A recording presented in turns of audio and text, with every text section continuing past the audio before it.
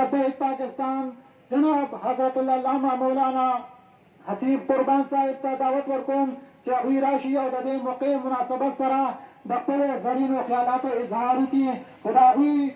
نه مخکې د استقبال دپاره څو نارو جواب راکړي. نعره تکبیر په شوق او محبت سره. نعره تکبیر،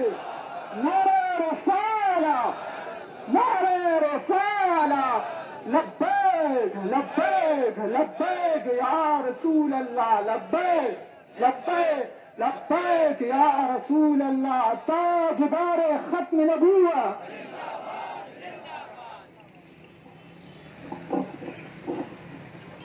الذي علم الإنسان ما لم يعلم والصلاة والسلام على قاسم العلوم والحكم وعلى آله وصحبه سادات العرب والعجم.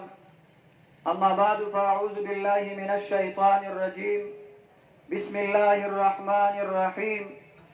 قال الله تبارك وتعالى في كلامه المجيد وفرقانه الحميد: ذلك الكتاب لا ريب فيه صدق الله العظيم. وقال رسول الله صلى الله عليه وسلم: القرآن حجة لك أو عليك او كما قال عليه الصلاة والسلام. کبیا سرفرازی غواړي په کل اهل جهان، کبیا سرفرازی غواړي په کل اهل جهان، تابع شه د قرآن. که خپل سرداري ته دوباره رسوي ځان، تابع شه د قرآن. او دا نن چې ستا د سر د پاسه کان دي سرداري، تی کړې منت زاري. همدا نا اهل خلقو زمونږ غلامان، تابع شه د قرآن. درود پاک وای اللهم صل علی سیدنا ومولانا محمد طب القلوب ودوائها وعافية الأبدان وشفائها ونور الأبصار وضيائها وقوت الأرواح وغذائها وعلى آله وصحبه وسلم صلاة وسلاما عليك يا رسول الله وعلى آلك وأصحابك يا حبيب الله. قدردان وقت ډیرو شو، ستړی مې خبره مختصر کوم. دا حقیقت دی چې کفار د اسلام د بیختنۍ دپاره، د اسلام د بدنامۍ دپاره او د اهل اسلام د کمزورتیا دپاره وقتن په وقتن باندې د مسلمانانو دین پسې، اسلام پسې ټوکې کوي. او هغوی ګوري دا چې آیا مسلمانانو کې موږ په مختلفو طریقو سره کم کار کړی دی، آیا دوی کې 100% اسلامي غیرت او حمیت موجود دی او کوئی سترې مو دی. په دغه سلسله کې قدردانو بیا د لوی اختر په ورځ باندې چې دا زمونږ د مسلمانانو یو ډېر لوی مذهبي احترام والا ورځ ده، په دغې باندې په سویډن کې په سرکاري سطح باندې په سرکاري حمایت او پروتوکول کې دغه بې ضمیره، دغه بې غیرته او بې دینه را لګېدلي دي. او زمونږ او ستاسو ښایسته کلام چې الله جل جلاله زما او ستا د زندګۍ د جوړښت دپاره، زما او ستا د زندګۍ مشعل راه را لېږلی دی، ما او تا دپاره د زندګۍ د دستور العمل په طور را لېږلی دی. هغه قرآن یې په سرکاري سرپرستۍ کې سېزلی دی. بیا په دغه کې چونکې الحمدلله تحریک لبیک د اول ورځې نه عالم اسلام ته دا آواز کوي چې د الله خاطرو کې ستاسو تعداد د ملکونو اسلامي حکومتونو دا تقریبا 59 یا 58 دی، تر څو چې تاسو کې حقیقي جذبه نه وي راغلی. کومه جذبه چې د خالد ابن ولید ده، کومه جذبه چې د حضرت زرار ابن ازور ده، کومه جذبه چې د حضور علیه الصلاة والسلام د خلفای راشدینو ده، هغه وخت پورې که تاسو د 59 اسلامي ملکونو په ځای باندې 700 ملکونه هم شي، خو تاسو اغیارو له جواب نشئ ورکولی. تاسو وکتل 59 اسلامي ملکونه د دنیا په مخ موجود دي، خو یو کې موږ دا غیرت ونه کتو چې هغې راوځي او چې څنګه جواب پکار دی همغه شان جواب د حضور علیه السلام ګستاخانو له ورکړي. او بیا زه به د خپل حکومت خبره وکړم، نو د مخکې په شان څنګه چې زمونږ د مخکینی وزیر اعظم طریقه دا وه چې هغه به راووتو اعلان به یې وکړو، وی به نیمه ګنټه د وړي نور ته ودرېږئ او تاسو احتجاج وکړئ څه دپاره؟ دې دپاره چې د کشمیر مظلوم مسلمانانو ته ازادي میلو شي. موږ نن هم خپل حکومت ته دا خبره کوو چې د احتجاج کار د عوامو دی.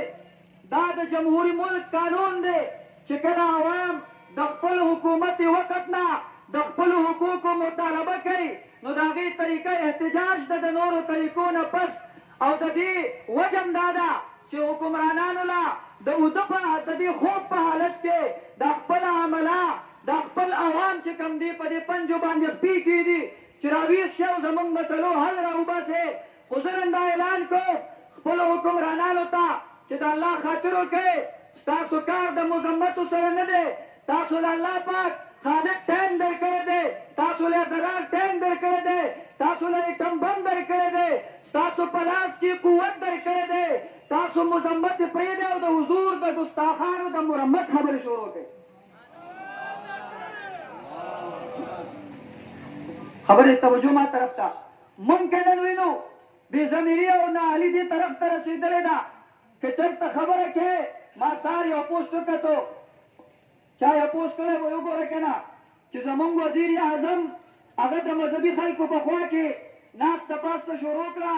نو څنګه یې د دې مذمتونه وکړل. زه وایم دا د مذمتو کار نه دی. یا خو ته ورشه د دې مرمتو کار دې له په سرکاري سطح جواب ورکړه او که تاله چل نه درځي نو دا خپل ځای د حضور غلامانو ته پرېږده. انشاءالله دا د خپلو مشرانو په تاریخ او په قدم باندې روان دي. بیا به وګورې چې د ورځو نه د میاشتو او کلونو نه د ګنټو په حساب باندې دي په کوم انداز د حضور د ګستاخانو جواب شي. نن عجیبه خبره ده.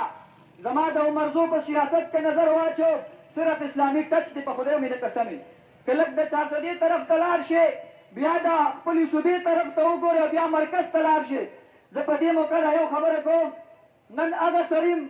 د سویډن خلاف د احتجاج اعلان کړی دی چا چې د فرانس خلاف په احتجاج باندې زموږ مخونه په توتړو کاږه کړي. زه د مردان جیل کې وم. زما 22 رمضان المبارک و. زه بیمار وم. ما سره خوا کې زما د ملګري ګوالي ما یو سپی راغی د مرجان په جیل کې زما چکۍ راخواله ما ته خبرې کولې یعنې مطلب یې دا و چې د ده دا بیماري چې کومه ده دا تکلیف دا په شا باندې شي نو هغه به د دې جیل د وړې دروازې ته کوم چې زموږ دغه چکو دا ځای و دې ته به یې وړه بیټري ورسره وه دا به یې واله. نو ما ورته وایي دا ولې؟ ما ته وایي مولانا صاحب ته خبرې تاسو په داسې جرم کې راغلی یې چې دغه جرم کې په تاسو باندې مونږ ټولو د جیل عملې له خبرې کول هم بند دي.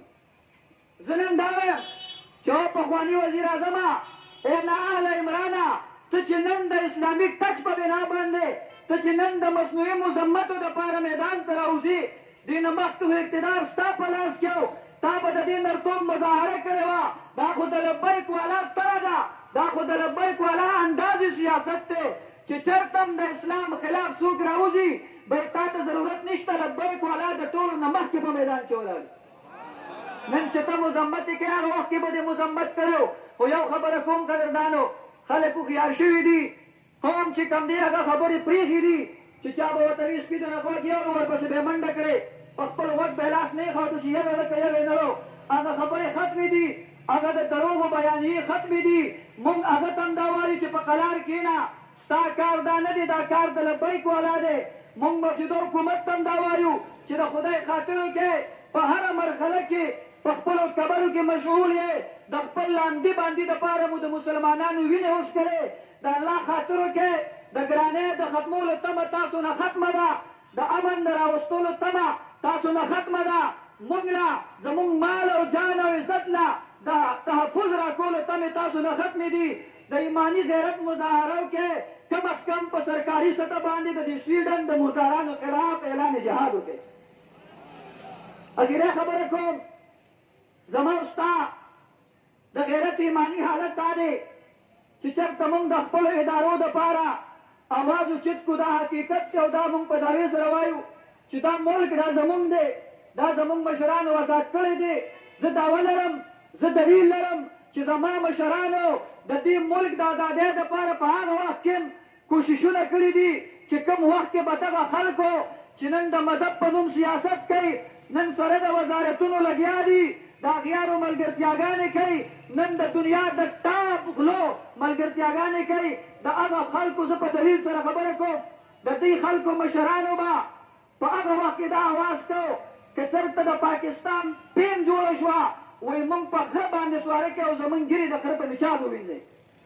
نن هغه خلک هم د پاکستان په اعلی پوسټونو قایم دي او په هغه دور کې هم زموږ مشرانو قربانۍ ورکړي دي او د دې مشرانو به دا خبرې هم کولې زه په کتاب سره ښودلی شم وی به چې موږ د پاکستان د جوړولو په ګناه کې شریک نه یو نن د بدقسمتۍ خبره دا ده چې کوم خلک د اسلام والا دي کوم خلک هغه پاکستانیان دي د کومو خلکو وینې چې د پاکستان په بنیاد کې شامل دي هغه خلک یو طرف ته دي وجه یې څه ده وجه دا ده چې دوی د چا ملګرتیاګانې په غلطه باندې نه کوي دوی د چا د دباو نه په دباو کې نه راځي هر وخت چې د حضور علیه الصلاة والسلام د دین دپاره هر وخت چې د مسلمانانو د عوامو د مالو جان د تحفظ دپاره خبره راغلې ده تحریک لبیک د بغیر د چا د یرې او د دباو نه په میدان عمل کې ولاړ دی نن عجیبه خبره دا ده موږ اورو دا چې موږ له الله پاک ایټم بم راکړی دی خبره قابل توجه ده خو د الله په ذات مې د قسمي چې کوم ایټم بم د حضور علیه الصلاة والسلام د عزت او د ناموس حفاظت ونه کړي په خدای مې د قسم کې دا ستاسو د ملک او یا ستاسو د عزت او ناموس حفاظت وکړي چې کوم خالد او ذرات ټیم نومونه موږ واورو زموږ تاریخ زموږ ذهن د حضرت خالد ابن ولید او د زرار بن ازور هغه د شام د واقعاتو طرف ته لاړ شي خو چې دلته موږ د دغه ټینکونو د پاسه دوړې وینو دلته موږ د دغه زرار ټینک د پاسه دوړې وینو موږ د دې د واکدارانو بېغیرتي وینو والله چې موږ وایو نومونه ورله بدل کړئ او که نومونه ورله نه بدلوئ نو بیا یې د خالد او د زرار جانشینانو ته حواله کړئ بیا د خالد او د زرار جانشینان هغه دي چې د حضور علیه الصلاة والسلام د عزت او ناموس دپاره راوځي نو فتوح الشام د علامه واقدي رحمت الله علیه ګواه دی چې شپېته راوتي دي د حضرت خالد ابن ولید په سرپرستۍ کې د 7,000 مقابله کړې ده او شکست یې ورکړی دی نن کفار لګیا دي والله زما زړه وجاړي په دې خبره باندې چې کفار لګیا دي زما استاد د دین دپاره زما استاد د دین د کمزورتیا دپاره یې داسې خلک راوایستل ورته دا آیډیا په ذهن کې واچوله چې ته ګورې د هغه اسلام نوم واخله په کوم اسلام کې چې بدر نه وي د هغه اسلام نقشه خلکو ته پیش کا چې کوم اسلام کې احد نه وي هغه اسلام ښایسته اسلام دی چې کوم کې تبوک نه وي چې کوم کې د حضور علیه الصلاة والسلام بنفس نفیس میدان جهاد ته راوتل نه وي موږ وایو دغه د شپ شپ والا مسلماني خپل ځان سره سنبال کا انشاءالله را روان دور د تحریک لبیک والا دی تاسو ته به وښایي چې د اسلام دپاره راوتل څه ته وایي او د اسلام د دشمنانو سودونه پرې کول څه ته وایي دا زما د علم مطابق که زه په خپله ضلع کې ګورم که زه د حق دپاره ودرېږم ته راته بنیت یې که ته د حق دپاره ودرېږې زه درته بنیت یم یو سوال دا کوم د دې عمرزو په چوک کې چې د الله خاطر وکړې څنګه چې مې مخکې وي چې د مسلو د حل دپاره تاسو نه مایوسه یو خو کم از کم د حضور علیه الصلاة والسلام د عزت او ناموس دپاره راوتلو کې بنیتي ختمه کې سیاسي کریډټ ختم کې د الله رضا دپاره په میدان کې ودرېږې او اخره خبره کوم څنګه چې د حضرت ابوبکر صدیق رضی الله تعالی عنه خویو د هغې مبارکو غیرت اسلامیو په هغه غیرت سره میدان عمل کې ودرېږې چې کله عروه بن مسعود ثقفي راغی واورئ مسلمانانو موږ د داسې خلکو جانشینان یو موږ د داسې خلکو د نظریې امینان یو چې کله عروه بن مسعود ثقفي راغی له ایمان نه دی راوړی او دې په طور سفیر راغی حضور علیه الصلاة والسلام خوا کې کېناستو او په خپل چالاک زبان کې دا خبره کوي چې د حضور علیه الصلاة والسلام خپل خلک درنه لاړل دا ساده باده مسلمانان تا نه تاویږي مشکلات درته وخت په وخت زیاتېږي داسې وکړه د دې کومې خبرې چې کوې د دې نه په شا شه ورنه که تا باندې سخته راغله نو دا صحابه به دې پرېږدي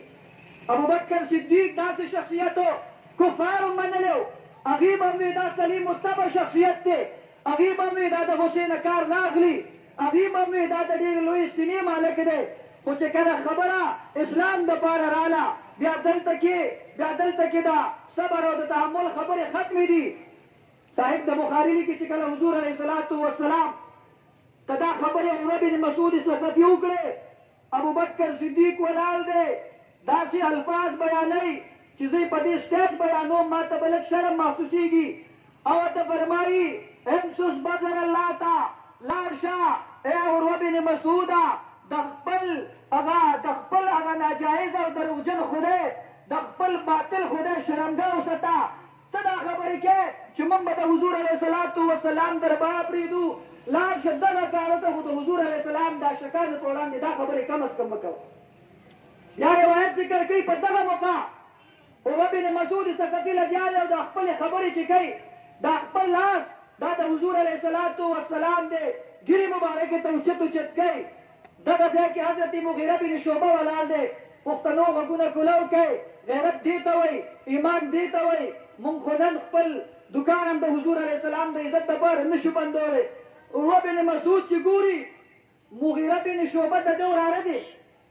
چې کله دې دا خبرې کوي عروه بن مسعود د حضور علیه السلام په ګاډ کې ولاړ دی، جنګي ټوپۍ په سر ده، جنګي لباس یې اچولی دی، توره ورسره په لاس کې ده، د تورې په دې الټا رخ باندې د دې خپل تره دا لاس په زوره باندې وهي. ورته فرمایي ښکته که لاس ما ته پته ده چې زما تری خو که دا ځل دی زما د حضور په وړاندې په داسې انداز خبرې وکړې لاس دې اوچت کړو بیا به دا لاس تا په ځمکه باندې ستا د بدن نه پرېوتلی پروت وي.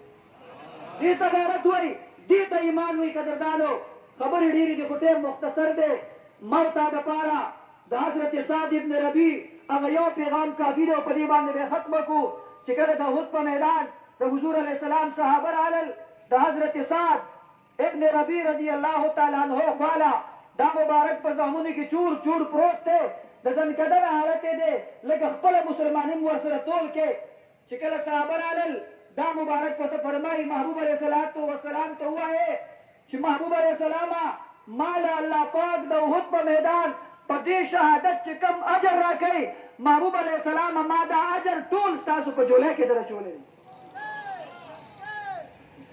نعره وکړئ مړه خو نه دی لبیک لبیک لبیک یا رسول الله لبیک لبیک لبیک یا رسول الله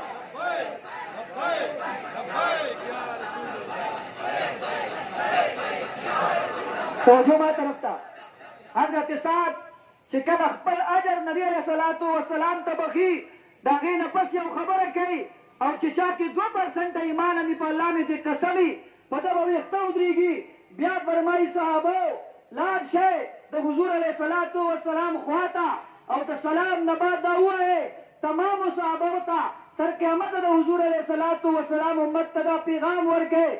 که چېرته کې تاسو کې یو سړی ژوندي و په یو وجود کې ساه وه